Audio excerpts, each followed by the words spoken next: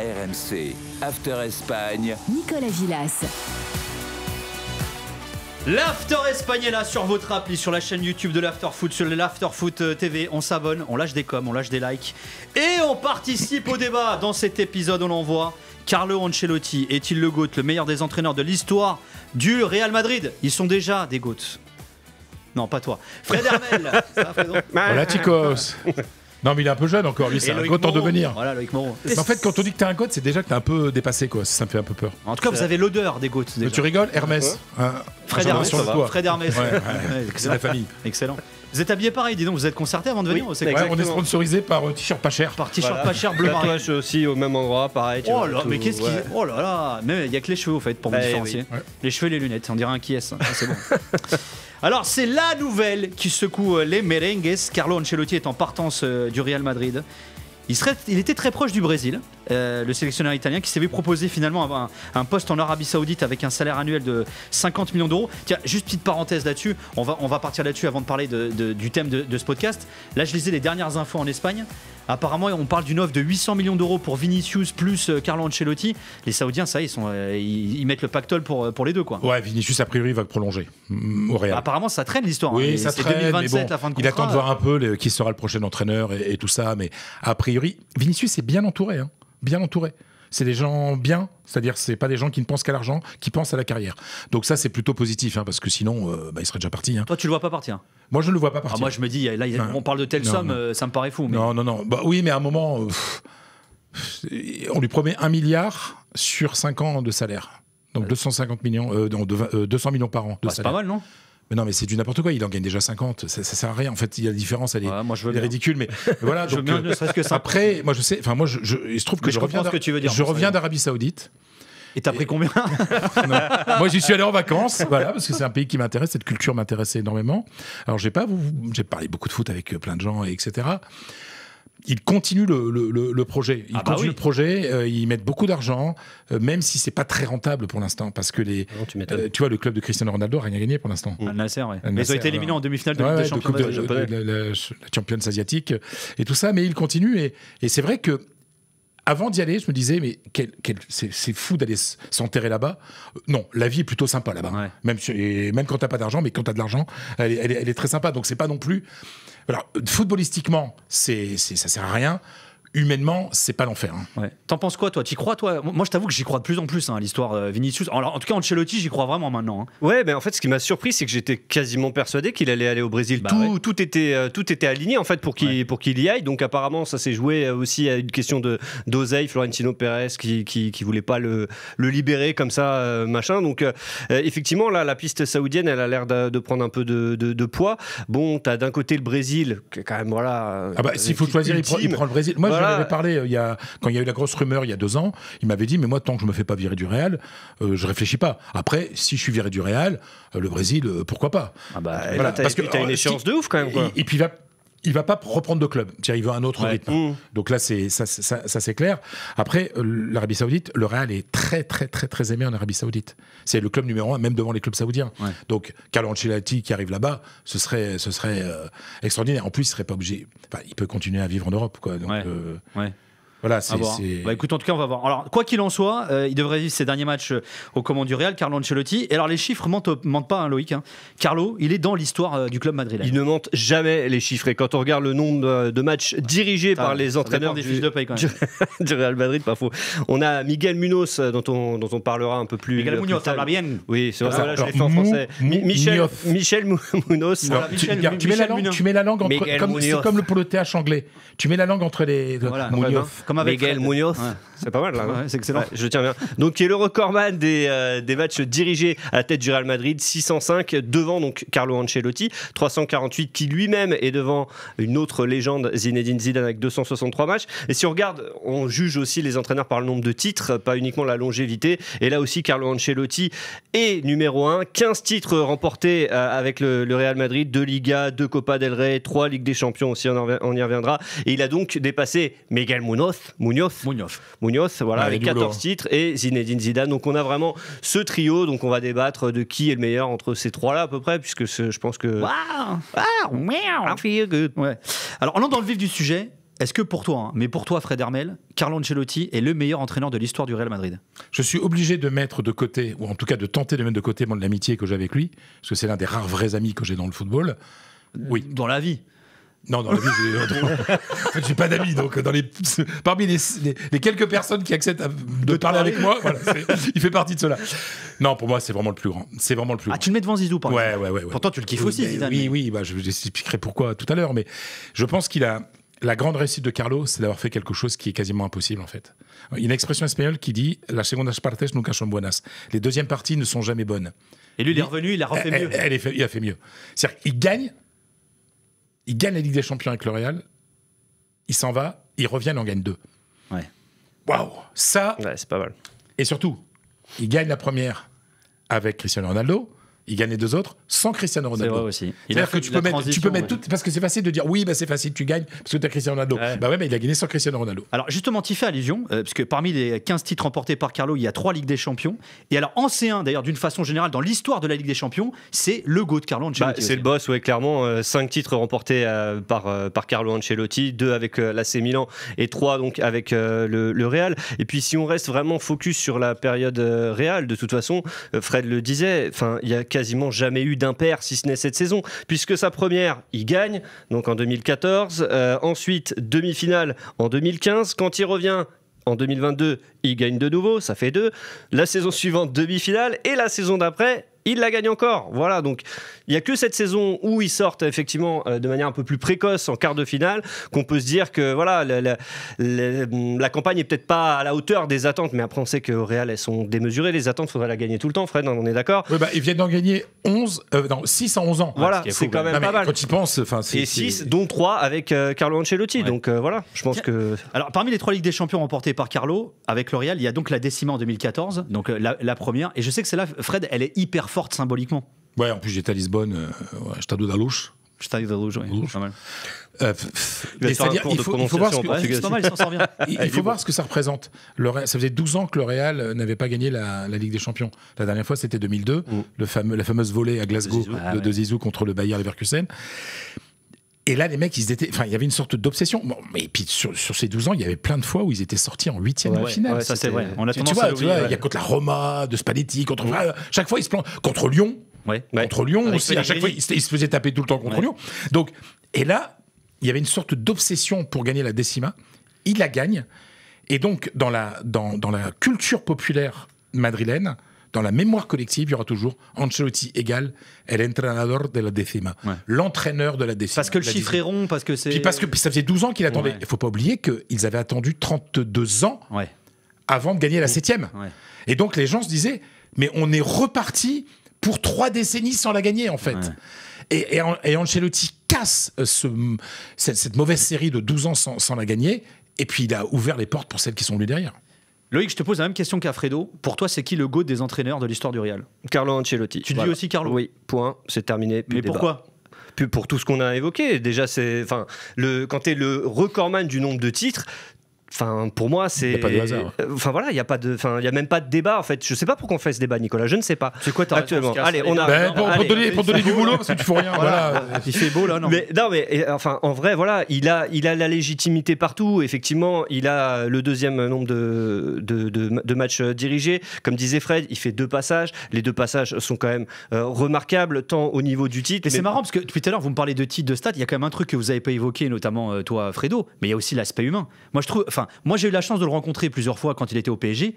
Déjà, c'est un mec hyper accessible, classe. Le rapport qu'il a avec ses joueurs, avec la presse. Il y a jamais de polémique avec Carlo. C'est un mec sympa, accessible. J'ai presque envie de dire normal, quoi. Tu vois ce que je veux dire ? Mais il est normal. Ouais, non, mais justement. Il est surtout normal. Pour moi, c'est aussi un GOAT pour ça. L'aspect humain est important. Mais le seul truc, tu vois, je comprends ce que tu veux dire et je sais que pour toi c'est positif. Mais ce qui m'énerve, c'est que souvent. Quand on dit qu'il est trop gentil. On met ça et on oublie le côté boulot, le côté tactique. Sûr, d'accord. Tu vois, alors que tu ne gagnes pas autant si t'es pas un immense tacticien. Et puis rappelons-nous quand même le 4-3-2-1, époque AC Milan, sapin de Noël. Je veux dire, tactiquement, Carlo Ancelotti, c'est aussi un disciple d'Arrigo Sacchi. C'est aussi, donc, il a été l'un de ses joueurs à l'AC Milan. Enfin, c'est ça qui. Vous avez lu ses livres? Moi, j'ai lu ses livres. J'ai lu ses livres de tactique. C'est passionnant. Mais comme toujours, Carlo, il n'en rajoute pas. Il fait pas ça compliqué pour dire, je suis intelligent. Il fait pas le professeur. Non, il explique simplement pour qu'on comprenne bien sa tactique. Et ce qu'il y a de super avec Carlo, c'est que quand tu parles aux joueurs, ils te disent que c'est quelqu'un de très autoritaire aussi, mais pas tous les. Pas un dictateur. Et puis c'est pas toutes les semaines. C'est-à-dire que en gros, il a 2-3 grosses gueulantes dans l'année. Et là, tout le monde est au pas parce que quelqu'un qui te crie tout le temps dessus, tu l'écoutes plus. Ouais. À un moment, lui, il est cool. Le chien aboie, la caravane passe. Puis là aussi, un jour, je me souviens, il y avait Rodrigo. Oui, c'est ça. non, tu sais de qui c'est? C'est un Espagnol. C'est Cervantes. C'est le Don Quichotte. Je sais pas. Pourtant, je l'ai lu Don Quichotte. Mais en fait, un jour, Rodrigo sort comme ça, il n'est pas content de sortir, il salue pas Carlo. Carlo, il se retourne, il lui dit, à moi, tu me donnes la main. À moi, tu me donnes la main. Et l'autre, comme ça. Non, faut voir. C'est pas que le gentil papy qu'on veut nous présenter. Ouais, c'est pas le gentil Géo, quoi. Alors, Carlos, c'est le plus titré de l'histoire du Real Madrid avec 15 titres, on l'a dit. Alors, c'est pas celui qui a le plus fort pourcentage de victoires, cela. Non, même s'il faut relativiser. Alors, oui, parce il faut quand même un minimum de matchs. Ils n'ont pas dirigé le même nombre de matchs, mais effectivement, c'était assez surprenant de voir que Carlo Ancelotti n'était pas l'entraîneur avec le pourcentage de victoires le plus élevé. Alors, c'est très très proche. Ça colle quasiment avec José Mourinho, qui est le deuxième. Et celui qui a le pourcentage de victoire le plus élevé, c'est le Chilien Manuel Pellegrini, avec les écueils que tu as évoqués quand même, notamment en Champions League, où il n'a jamais vraiment réussi à performer. Qu'est-ce qu'il a gagné, Pellegrini? Alors, j'allais venir, c'est ça le paradoxe, c'est qu'il fait une saison, il se fait éliminer en Copa par Alcorcon qui était en Segunda B, il est éliminé en 8e par l'OL et il finit 2e de la Liga, quoi. Parce qu'il n'est pas cataclysmique en soi aussi. Au Real, si. Enfin, quand tu te fais éliminer en coupe par Alcorcon, c'est dur. C'est la banlieue madrilène. Alcorcon, c'est très sympa. On appelait ça les Alcorconazo. Ouais. D'ailleurs, c'est toujours resté. C'est toujours resté. C'est Alcorconazo. Et donc, puis il est resté qu'une saison. Et puis. Je sais que t'es pas très fan de Pellegrini. Non, parce que. On n'a pas le droit d'être méchant ici, non. Si, t'as le droit. Moi, je trouve qu'il était bien mieux à City qu'au Real, en fait. Et c'est quelqu'un qui a besoin d'un club. Tu vois, au Betis, il est bien, au Betis. Et là, il fait une belle saison, là. Il fait une belle saison. Il a battu les gros, alors que d'habitude, il ne bat pas les gros. Mais voilà. Mais l'année du Real, on peut pas comparer. Je comprends les statistiques, mais une saison, puis en face. C'est pour ça que je dis, il faut relativiser. Et en face, il y avait le meilleur Barça de tous les temps aussi. Ouais, ça aide pas non plus. Donc, t'as beau gagner 75% de tes matchs. Et on l'a vu sur ta stat. Deuxième entraîneur en pourcentage de victoire de l'histoire du Real Madrid, c'est José, les gars. Alors, c'est quoi son bilan avec Madrid? Alors, lui, en revanche, il n'est pas resté qu'une saison, il en fait 3 quand même. Non, il en fait 3, il a un bon bilan, effectivement. Il a gagné la Liga, il a gagné une Copa del Rey et une Super Copa del Rey. Là aussi, on va dire, où ça a un peu pêché, et c'est ce qu'on lui a beaucoup reproché, c'est de ne pas réussir à dépasser les demi-finales en Champions League. Si je dis pas de bêtises, il fait 3 demi-finales. Il fait 3 demi, ouais. Voilà, il fait 3 demi-finales. Dont la séance au tir au but, j'y étais bien entendu contre le Bayern avec Ramos qui tape la lune. Voilà, ça va tellement haut. Voilà, ça s'est joué à pas grand-chose, mais c'est ce qui lui manquera toujours à José, c'est de ne pas avoir gagné avec le Real cette Ligue des Champions. Alors, vas-y, finis. Non, c'est le... Ok, tu peux y aller. Non, je suis désolé, mais c'est parce que c'est mon pays, tout ça. Non, c'est vrai qu'après, en plus, José Mourinho, il est à une période, quand il est au Real, c'est le Barça de Guardiola aussi. Enfin, je veux dire, c'est quand même... Je pense que, et dis-moi si je me trompe, Fred, tu connais mieux les supporters du Real que moi, mais je pense qu'il y a quand même un amour spécifique par rapport à José, parce que effectivement, il a mis le feu, quoi. C'est l'anti-Guardiola. Ouais, et puis il a mis le feu de ouf. Je veux dire, les confrontations, elles étaient épiques, même s'ils ont pris des branlées. Eres el puto jefe. Alors, c'est el puto amo. Il disait puto jefe. Non, puto amo. Il disait ça, non, Guardiola? Non, c'est le puto amo. Oui, mais bon. Il y avait puto dedans. Excuse-moi, je suis désolé de te reprendre, c'est puto amo. C'était le puto rentrant. C'était amo.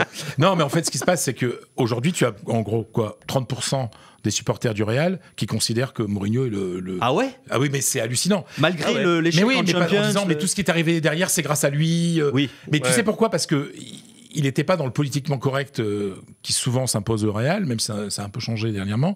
Il critiquait beaucoup les arbitres, parce qu'ils... Voilà. Ça continue. Ouais, ça c'est... Ça a toujours été d'ailleurs. Non, c'est depuis Guardiola. Non, c'est depuis... Non, mais je veux dire, lui, Mourinho. Dans sa carrière d'entraîneur... Ah oui, d'accord, oui, parce que le Real, ça avait... Tu vois, après, il y a eu des moments quand il met son doigt dans l'oreille de... Dans l'œil, même. Dans l'œil, pardon, de Tito Vilanova, malheureusement décédé depuis, qui était l'adjoint de Guardiola. Il n'a pas été... Mais... il gagne une Liga contre le Barça de Guardiola. Ça, c'est exceptionnel. Et pour en avoir discuté beaucoup avec Karim Benzema après, il dit voilà, il a réussi à nous faire croire qu'on pouvait être les meilleurs. Ça, pourtant je l'aime pas trop. Moi, j'avais des relations un peu tendues avec José Mourinho, mais il a apporté quelque chose. Il a apporté quelque chose qui a porté ses fruits derrière. Après, c'est pas lui qui a permis toutes les victoires derrière. Non, mais dans la construction du nouveau Real, d'abord pour être confronté, pour résister un tant soit peu au meilleur Barça de l'histoire, il a été utile. Mais je vais prolonger ce que disait Loïc. Moi, je trouve que, compte tenu du contexte, alors on parlait, il y avait Guardiola, etc., moi, je trouve qu'en termes de storytelling, parce qu'on parle beaucoup de ça en ce moment aussi, c'est vrai que moi, je peux comprendre, tu disais, je sais pas, l'association que tu as, 30% des supporters du Real considèrent que c'est lui le GOAT aujourd'hui des entraîneurs de l'histoire du Real. Mais c'est vrai que lui, il a réussi, il a créé ou redynamisé cette rivalité. C'était l'anti-Guardiola, il remporte cette Liga. Elle a quasiment, tu l'as dit toi, moi, je me souviens à l'époque, la célébration, elle a une valeur de Ligue des Champions, cette Liga remportée par le Real. C'est lui, non mais c'est un truc de fou, parce que là, on se dit, ah tiens, il y a une finale Real-Barça en Coupe du Roi. Mais avant Mourinho, tout le monde s'en foutait de la Coupe du Roi. Ouais. Parce que José, qui est quand même éminemment intelligent, il savait qu'il n'y avait une seule compétition dans laquelle il pouvait battre le Barça, c'était sur un match s'il tombait en finale. Ouais. Et il tombe en finale. Parce que c'était jusqu'au demi-finale, c'était 2 matchs aller-retour. Et donc là, tu pouvais pas, sur 2 matchs, tu pouvais pas battre ce Real-là ne pouvait pas battre le Barça de Guardiola, avec Xavi, Iniesta, tout ça, bref. Et donc, lui redonne de l'importance à la Coupe du Roi, avec très très peu de turnover, en disant on veut la gagner, et il la gagne sur un but de Cristiano Ronaldo, 1-0, à Valence, après prolongation. Et ça a redynamisé la Coupe, et depuis, la Coupe est redevenue un titre important, alors qu'avant, c'était un truc pour l'Atlético, pour l'Espagnol, pour le Betis, enfin tu vois, bien sûr, toujours pour l'Athletic Club de Bilbao, la Real Sociedad, l'Athletic Club de Bilbao qui a été pendant longtemps le recordman de la Coupe du Généralissime, parce qu'elle s'appelait comme ça avant, du temps de Franco.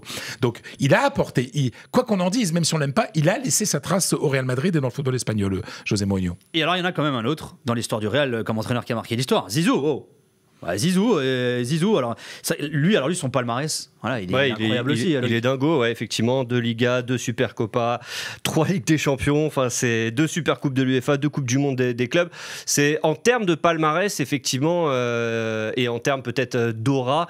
Alors, enfin, c'est faire un peu insulte à Miguel Muñoz, mais bon, c'est vrai que tu dis qu'il y a peut-être que Zidane qui peut vraiment, à mon sens, rivaliser avec Ancelotti pour le GOAT des entraîneurs. Et je dis pas ça parce que je suis français et parce que Zizou, mais voilà, regarde. D'ailleurs, pourquoi toi tu cites Carlo et pas Zidane comme GOAT des entraîneurs du Real, Fred ? Parce qu'il y a 2 périodes. Parce que Zizou revient derrière et il ne gagne pas, mais parce que c'était beaucoup plus compliqué. Là, le Real était vraiment pas bien. Parce que j'insiste, l'exploit de Carlo Ancelotti était capable de gagner sans Cristiano Ronaldo à une période, de revenir et de gagner 2 Ligues des Champions sans Cristiano, avec et sans. Tu vois, ça c'est bien.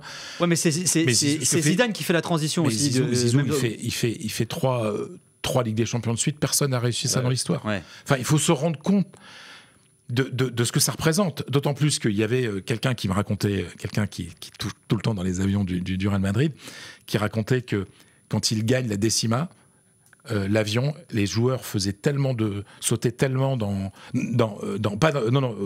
la décima, faisait tellement de bruit et sautaient tellement dans l'avion qu'il avait peur que l'avion s'écrase. Ah ouais. Et il dit, en 2018, quand il gagne, tout le monde dort dans l'avion après. Ah ouais, ils ont l'habitude. Et donc c'est vachement dur. C'était à peu près les mêmes, hein, que des gens qui ont gagné 4, de remotiver les mecs pour regagner une Ligue des Champions. Tu vois, alors que l'année d'avant, tu l'as gagné, l'année d'avant, tu l'as gagné, et puis quelques années avant, tu l'as déjà gagné. Tu vois, donc ça a été très très fort. Après, Zizou, moi je suis son biographe. D'ailleurs, ma biographie Zidane va sortir en arabe bientôt. Ah ouais, prochaine. C'est pour ça que tu es parti en Arabie Saoudite. Non, mais c'est même pas pour ça, mais voilà. Et en grec aussi. Mais tout ça pour dire que, oui, j'ai un rapport très spécial. Ma vie n'aurait pas été la même si Zidane n'avait pas signé au Real. Ça, je sais, on en a souvent parlé avec Zizou. Mais qu'est-ce que Zidane a que Carlo n'a pas alors, par exemple ? Un côté mystérieux. Le personnage. Carlo, c'est un type normal. Ah, moi, j'aurais dit autre chose, moi. Vas-y, toi, réponds avant Loïc. Qu'est-ce que tu dirais, toi ? Je termine la phrase. Vas-y. Carlo est un type normal. Zizou n'est pas un type normal. Zizou est touché par une étoile. Il me l'a dit un jour. Il dit, tu sais, moi, il y a une étoile au-dessus de moi depuis que je suis né. Il y a quelque chose. Voilà, il y a ce côté mystérieux autour de Zidane qui fait presque mystique, quoi. On peut même le dire mystique, qui fait la grande différence par rapport à Carlo. Tu dirais quoi, toi, Loïc ? Qu'est-ce que Zidane a que Carlo n'a pas ? C'est compliqué, je dirais plutôt qu'est-ce qu'Ancelotti a que Zidane n'a pas. Le fait d'avoir gagné ailleurs aussi, c'est Carlo Ancelotti. Moi j'aurais dit il a une histoire comme joueur avec le Real par exemple, Zidane, que Carlo n'a pas. Oui, moi je trouve que ça rajoute un peu de la mystique finalement aussi. On est d'accord. Oui, c'est vrai. Surtout qu'en plus Fred le rappelait, c'est quand même lui en 2002 qui avec sa volée qui est pas. Tu sais que Zidane en gagne 5 de Ligue des Champions, une comme joueur, une comme adjoint de la décima, il est adjoint Carlo, et il gagne 3. Et Carlo Ancelotti en a gagné 7 parce qu'il en a gagné 2 comme joueur à Milan. Tu vois, après même. Alors, on va en citer un autre d'entraîneur. Oui, mais c'est pas au Real.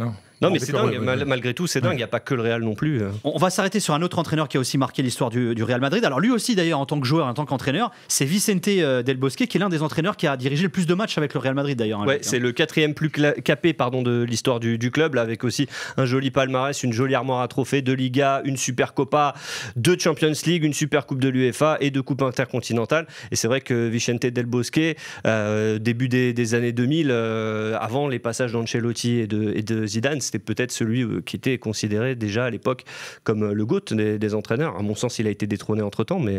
C'était lui, tu crois, avant ? Et surtout qu'il n'était pas fait pour ça. C'est quelqu'un qu'on a appelé quand on virait les autres. C'est-à-dire, lui, ça avait été un bon joueur du Real, du temps de Bernabéu. Il vient de Salamanque. Il y a une très belle statue de lui d'ailleurs là-bas que j'ai découverte il y a 2 ans. Magnifique ville. Ville la plus sous-cotée d'Espagne, mais vraiment premier degré. Salamanque, c'est incroyable. Ville universitaire, magnifique ville médiévale. Vraiment, c'est très très beau. Vous avez dit universitaire en même temps. Je sais pas ce qu'il faut y voir. Parce que c'est animé, quoi, si tu veux. C'est très jeune, dynamique. Oui, parce qu'on a fait des études, tout ça. La Chine aussi, pas mal. Et en fait, Vicente Del Bosque, c'est quelqu'un qui est venu à la rescousse. Au départ, il était là, il s'occupait des jeunes, etc. Et puis ça finit par marcher, quoi. Donc c'est pas quelqu'un qui avait une ambition dingue comme entraîneur. Ça a été le bon mec au bon moment. Grand entraîneur, là aussi méprisé parce que comme Ancelotti, comme il est normal, comme il est sympa, mais Vicente, vous pouvez pas imaginer ce que c'était. C'est vrai que même physiquement, mais oui, c'est la bonhomie même et tout. Exactement. Voilà. Mais en fait, et comme ces gens-là sont sympas, on leur enlève du mérite. Ouais, t'as raison. En fait, moi j'en connais plein qui sont pas sympas, qui sont bien moins bons, mais qu'on met en avant parce qu'ils savent se mettre en scène. C'est des mecs qui. Non, j'ai pas envie de me faire. J'ai pas envie de me faire d'ennemis aujourd'hui. Je me prends assez d'insultes. Voilà, c'est pas quelqu'un qui a besoin il ne raconte pas d'histoire, il ne se raconte pas. Il est authentique, quoi. Ouais, moi j'aime bien Del Bosque, j'aime bien ce qu'il dégage. Très sympa. J'aime bien sa bonhomie aussi. Et sa moustache. Et j'adore aussi, ça me rappelle ma mère. Un mot sur un entraîneur historique du Real Madrid, alors moins connu du grand public, mais on l'a déjà beaucoup cité depuis le début de ce podcast, c'est Miguel Muñoz, l'homme que tu prononces si bien, Loïc. Qu'est-ce qu'il a fait ? Non, mais c'est l'histoire de moustache de ta mère. Ah ouais, il s'en remet pas. Pourquoi ta mère a pas de moustache ? Non. Oui, c'est forcément légendaire Miguel Muñoz. Tu vois que tu y arrives. Alors après, là, on est effectivement dans un temps qui est un peu que les moins de 20 ans ne peuvent pas connaître. Un peu ancien, années 60-70. Mais on l'a dit, longtemps, ça a été lui le détenteur du record de titres pour le Real, 14 titres. Il a été donc dépassé par Carlo Ancelotti. Mais Fred, j'imagine aussi que Miguel Muñoz, même si ça parle pas forcément aux plus jeunes, dans l'histoire du Real, c'est forcément considéré au moins. Enfin, je pense que c'est le nom qui revient dans le top 3 ou top 5 des meilleurs, quoi. La légende du Real Madrid ne se construit pas en Espagne. Elle se construit en Europe, et c'est avec Miguel Muñoz. Donc voilà. Alors, on appelait ça las copas en blanco y negro, les coupes en noir et blanc. Donc, c'est dire que pour beaucoup de gens, c'est très très lointain. Alors, le nom est connu, mais c'est vrai que des entraîneurs comme Carlo, comme Mourinho, comme Zizou, étaient déjà là autant d'une multiplication des médias, une visibilité extraordinaire, les réseaux sociaux, c'était etc. le foot business déjà, quoi. Donc voilà, en fait Miguel Muñoz, on l'a dans les livres d'histoire en fait, et dans ce qu'on appelle le nodo, qui étaient les actualités sous le franquisme qu'on voyait au cinéma avant les matchs, avant les films, parce que on voyait pas les matchs en direct à l'époque, donc. Et juste pour finir, il nous reste 1 minute. Tristan Tessier, notre prod est en train de me dire ça. On en fera, je pense, un podcast. On en parlera dans les drôles de dames et dans l'after également. Vous voyez qui pour remplacer Carlo là, parce qu'il va partir. Bon, ça on sait pas. Xabi Alonso. Pour toi, c'est clair. A priori, c'est plutôt bien parti. Après, on ne sait jamais, mais Xabi Alonso, a priori, a refusé la Real Sociedad. Oui, c'est Tenar qui devrait le remplacer d'ailleurs. Ils ont annoncé déjà le remplaçant d'Alonso à Leverkusen, donc tu peux te dire que ça va être lui. Il y a un an, quand il gagne et qu'il y a des propositions, peut-être du Bayern, peut-être surtout de Liverpool. Qu'il signe un an de plus qu'il reste un an de plus à Leverkusen, ça voulait dire qu'il attendait son tour au Real, et il semblerait que son tour va bientôt arriver. Merci Fred Hermel, merci Loïc Moreau. Tu peux redire Muñoz ? Hein, Miguel Muñoz. Ah, pas muy bien, mal, ¿no? muy bien. Gracias, Tristan Tessier, Flavien Zialkowski y los equipos técnicos. Muchas gracias. Besos. Hasta luego. RMC After Espagne.